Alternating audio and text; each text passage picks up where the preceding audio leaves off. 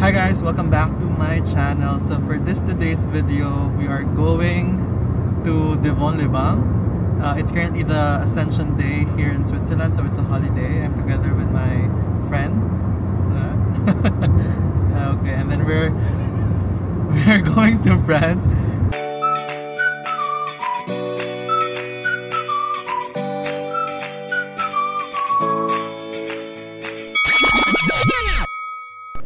So hi guys, as mentioned nga dun sa intro ko ay pupunta kami ngayon sa France. So it's a good weather today and holiday din ngayon sa Switzerland. So yun, nagagala kami. Anyway, ito nga pala yung rentahan namin car. Actually, pwede mo yung i-connect sa phone mo and parang grab lang siya na i-reserve mo lang siya and then pwede mo na siyang i-access. So may garahe lang yan.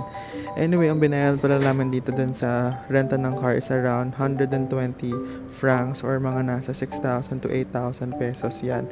And kasama na dun yung gas at saka yung toll. By the way, yung toll pala dito is parang hindi yung may harang sa Philippines, kundi bibili ka lang ng sticker na good na siya for 1 year. So, ito yun. So, nakatira pala ako sa may Lausanne. Actually, 46 minutes away siya from Geneva. By the way, ang capital ng Switzerland na hindi Zurich, hindi Geneva, kundi Bern. So, wala naman ako connect. So, ang sinasabi ko lang dito is para malapit ako sa Geneva. Nasa paligid kasi ng Switzerland ay France, Italy, Germany, and Liechtenstein. So, kung makikita nyo dito, ito na yung sa kabila niyan. Actually, after ng arko na yan ay France na. And talagang minsan may magche-check na border control or normally wala naman. So, as in, pagka nasa Europa ka, ay pwede kang mag-ibang bansa na gamit lang yung sasakyan or even walking nga lang. So, hi guys, we're here at Devon-les-Bains. It took around like less than an hour to drive from Switzerland to France. There's a casino and we will be spending our money. I don't know where we go, where we can park. Yeah, we can just park anywhere, no? So ito nga pala ay pumunta na kami dun sa tourism office nila. So actually kung gusto mong makita yung pupuntahan sa isang lugar, pwede kang pumunta dun sa tourism office. So pinapakita lang ng friend ko dyan kung ano nga ba yung makikita around the lake. Pero wala talaga yung specific for Devon-les-Bains lang. Actually, kung makita niyo mga brochure dito, yan, Geneva siya, diba? So, naghahanap kami ng pang Devon-les-Bains lang, kaya lang wala talaga. So, lumabas na lang kami dyan. So, anyway, nakita nga din namin pala itong map. Itong map na to is yung parang map ng Devon-les-Bains. So, ayun yung city center, tsaka yung lake.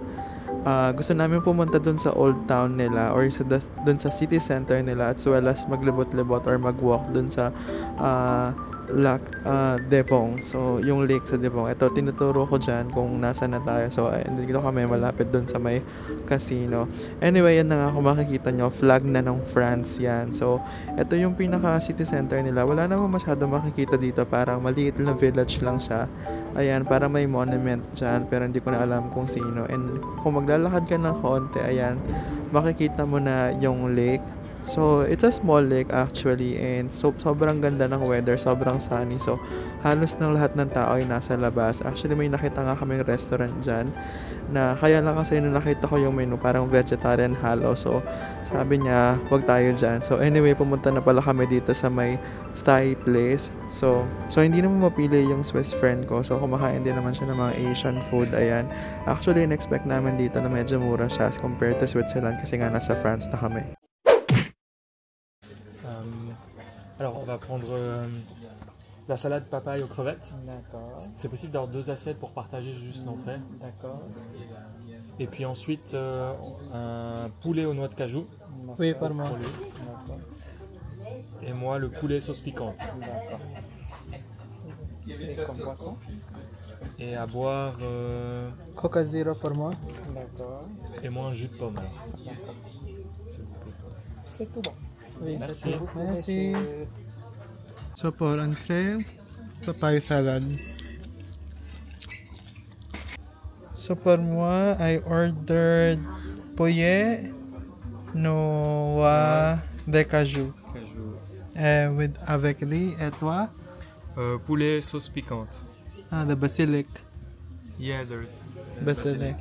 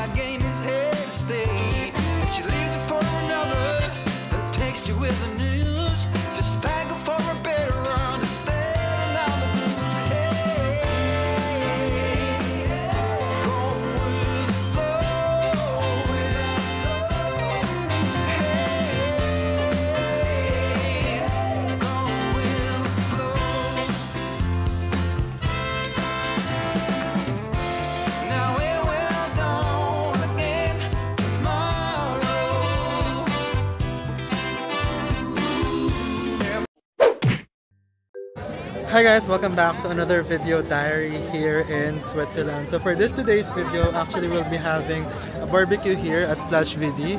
So ayan sila. So it's currently Thursday here, but it's a Lord's Ascension. It's a holiday and so wala kaming pasok and naisipan namin mag-beach because the weather is also good. Very sunny and ito nga pala yung beach nila. So ayan. And then sobrang daming tao ngayon. Actually, try namin mag-barbecue. We bought so much. Ayan yung barbecue namin. Saan yung plaka natin? 5 francs. Hi. Where are you from? I'm from the Philippines. Just wanted to ask questions. Do you have time? I'll try. Okay. Is it? This is a fast talk. So sex or chocolates? Both. Okay. That's it. So we're currently grilling. It's here we have the beef avec sauces, like the different kind of sausage, and this, And that? and that. Bili na po. Sana hindi pa siya matigas pag kumain na tayo. Who are you? So I'm Brian, by the way. I'm just interviewing people here in Okay. VD Plage. Okay, oh my gosh, it's a surprise! Oui. Oh my gosh. Comment tu t'appelles? Habla español? I'm Maika, Bini Maika. Bini Maika. So I just have a few questions for you. Okay. Sex or chocolate? Thank you so much. So kapag ka nga holiday o kaya naman ay weekend dito sa Switzerland at sobrang ganda ng weather, ini-ensure talaga namin na lalabas kami o kaya gagawa kami ng mga outdoor activities. Kasi nga, ito yung pastime namin after a work week. And especially kapag ka OFW ka, talagang enjoy mo nila yung time with your friends. So, yan. Plastic, charing. Anyway, if you like this kind of video, interested on touring Switzerland and other places, kindly click the like, share, as well as mag-comment na rin kayo kung ano pang gusto nyo makita sa vlog. So,